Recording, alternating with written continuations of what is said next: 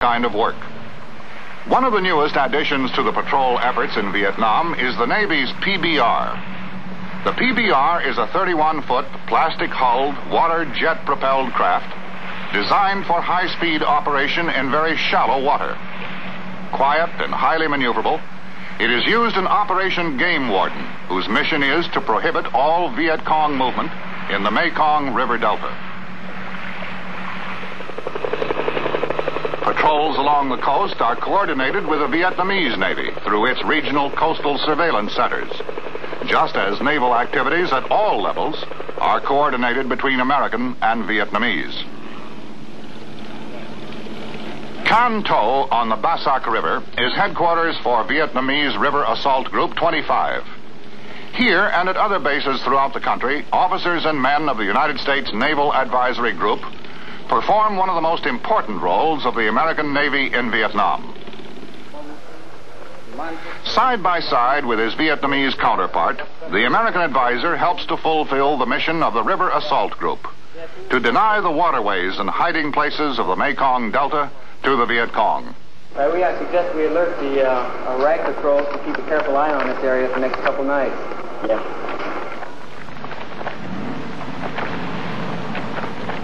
A typical operation begins shortly after midnight as troops load aboard the assault boats and start upriver.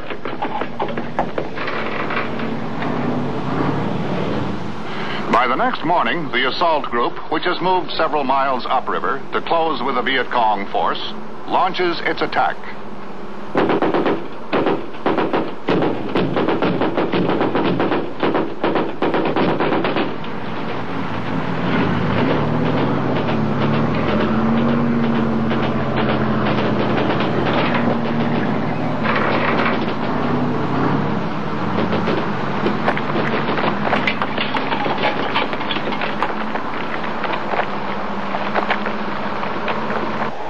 In terms of numbers, these men who ride the river assault boats are few. In terms of the overall Navy commitment, their contribution is great.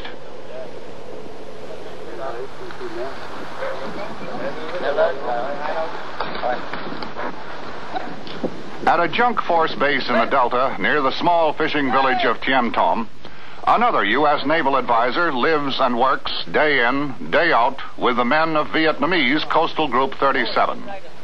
With his counterparts, the base commander, he takes part in every phase of the daily routine.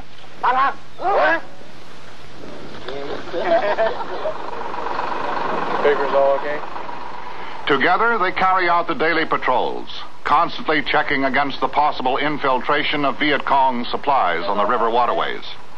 Together, they share the meals prepared by the commander's wife. What are we having for dinner tonight? Chicken. What's the Vietnamese name for this again? Chunge. Chunge. This is ducks. Okay, well, Spanish omelet to me. Always be Spanish omelet. Together, they relax when time permits, discuss their work, and the small matters of personal concern, which often seem insignificant, but which help to bridge the gap between their two widely separated worlds. Other advisors at the Vietnamese Naval Shipyard in Saigon put their experience and skills to work, contribute their knowledge of improved shipbuilding techniques and new construction materials, develop procedures to help increase shipyard efficiency.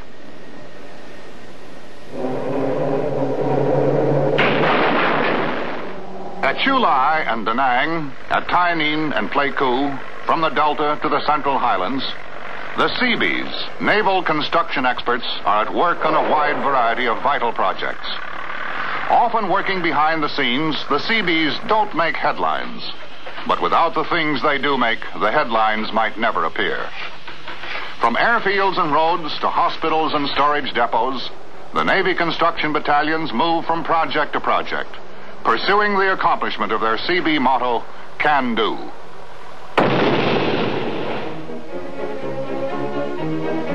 In addition to the Seabees, the Navy also staffs the OICC, Officer in Charge of Construction, which supervises civilian contractors in the world's largest single construction program. The OICC plans and builds military facilities throughout the country. At Saigon, the Navy has established the major medical facility for United States and allied personnel. The quality of medical service in Vietnam has reduced mortality from battlefield casualties to an unprecedented low. By the end of 1965, Head SUPACT, the in-country support activity, has grown into the Navy's largest single overseas shore command. And by June 1966, when it has been officially turned over to the Army, it is serving as chauffeur, mechanic, administrator, electrician, doctor, and policeman. It is generating electric power, providing warehouse facilities, operating an airline, and performing other services for thousands of allied personnel. To the north, at the port city of Da Nang, another United States naval support activity has been activated and is growing rapidly. These facilities, which will meet the demands of an expanded logistics support operation, include provisions for another large naval hospital. For the officers and men of the Navy and Marine Corps who serve on shore, the campaign in Vietnam is not only military in nature. CB technical assistance teams have helped with scores of civilian projects which will improve conditions for the South Vietnamese people. Roads, bridges, buildings, security hamlets to provide safety from Viet Cong terrorism. Clinics conducted by Navy doctors, dentists, and corpsmen have brought medical treatment and supplies to areas where they might otherwise never have been. Through people-to-people projects of many kinds, these men are working to win the confidence and restore the hopes of the Vietnamese through joint civilian-military action. This, too, is the American Navy in Vietnam. In terms of the variety and scope of the experience, Vietnam has already written a new chapter in the annals of naval history. Never before has the potential of the Navy Marine team been so fully realized. And yet, one important thing remains unchanged. The success of the overall effort will rely, as it always has, upon the acts of the individual man. Whatever credit is due will rest with many thousands of individual men who stand behind the aircraft, the ships, the boats, and the rifles from the Delta to the South China Sea. And whether he serves ashore, or in the rivers and coastal waters, at sea, or in the skies above, he will shoulder the responsibility for final success or failure, and he will be the one to make the needed sacrifice. And it is important to remember that no matter what his job or where his duty, he is the Navy's greatest single asset, the individual man. This is the American Navy in Vietnam, moving quickly where and when needed, displaying the flexibility of modern sea power, controlling the seas, extending its influence on land, and holding superiority in the air, a three-way force for peace, geared to meet aggression at any spot on the globe.